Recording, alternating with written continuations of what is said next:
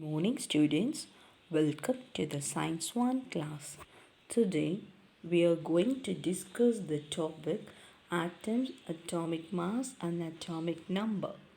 Before we are stepping into this, let's recollect what is matter. Anything that has mass and occupies space is called matter. Already we have learnt about matter in the previous video. Matter is made up of atoms. Atoms are very small. Atom is the fundamental particle of matter. It's right. Every matter has a mass. I have a question. Where does the mass of matter come from? If the matter is made up of atoms, the mass of matter is due to atoms present in it, right? Do you have one more question? Where does the mass of atom come from? See, in order to answer this question, we need to know the structural parts of matter. So that's why we know the atom is very small. How small is approximately 10 power minus 10, that equal to 1 Armstrong. Atom has two parts, namely nucleus and energy level or energy shell. Nucleus is present in the center of an atom. Okay, imagine this. Atom is very tiny. We cannot see that. So if we zoom atom to a large football stadium size, at the center, if you place a tiny marble, just like you can see the nucleus very small. Such a small location is called nucleus. The size is smaller than the atom, 10 power minus 15 meter approximately. So the nucleus is a hard, dense area which is responsible for the mass of an atom. Nucleus consists of protons and neutrons in it. It is collectively called nucleons because it makes the nucleus, so it is called nucleons. Come to the next part, energy shell or energy levels. What is present in the shells? Electrons are present. Why it's called energy level or orbits? When the electron present in the particular shell, the energy of an electron is fixed, or the electron has fixed amount of energy until electron revolves around the nucleus is called energy levels or orbits. So far we have learned these particles. One is proton, neutron and electron. These three particles are collectively called as subatomic particles. What do you call them? Subatomic particle. The word sub means what?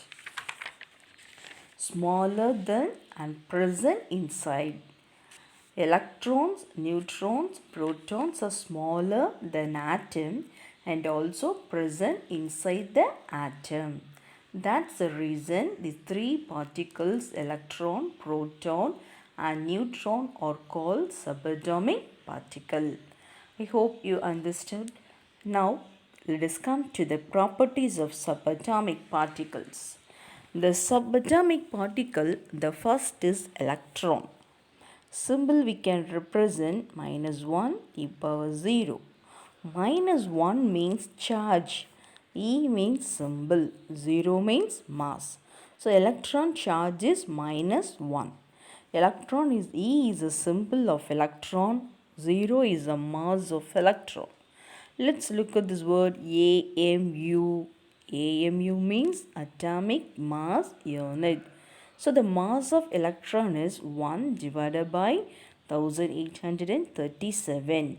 It means very less when compared to proton mass.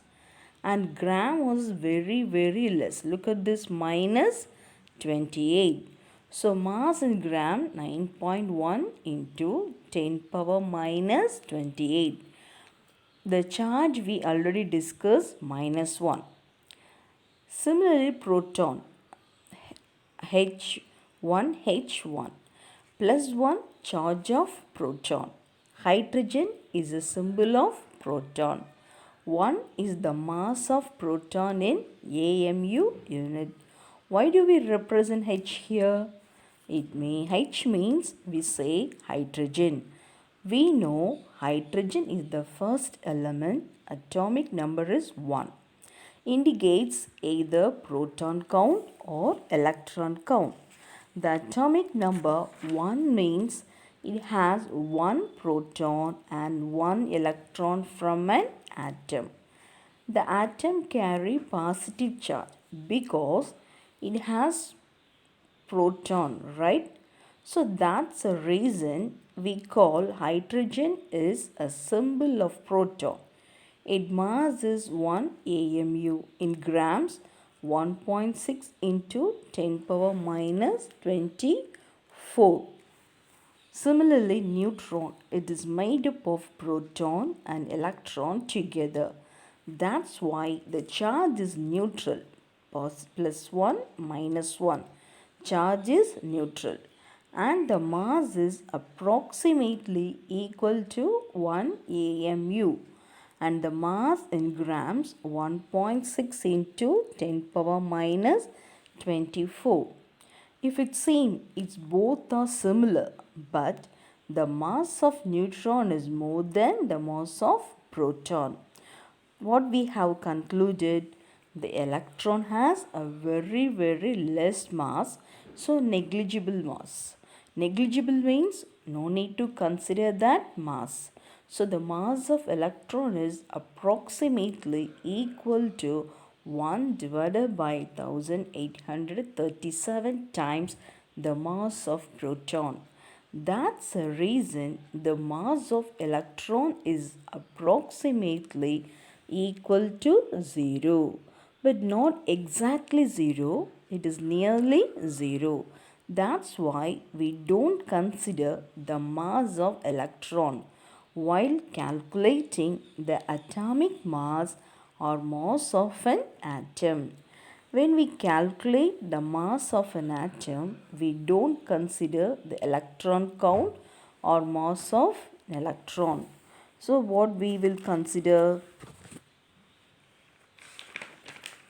Only the proton and neutron we will consider. Okay.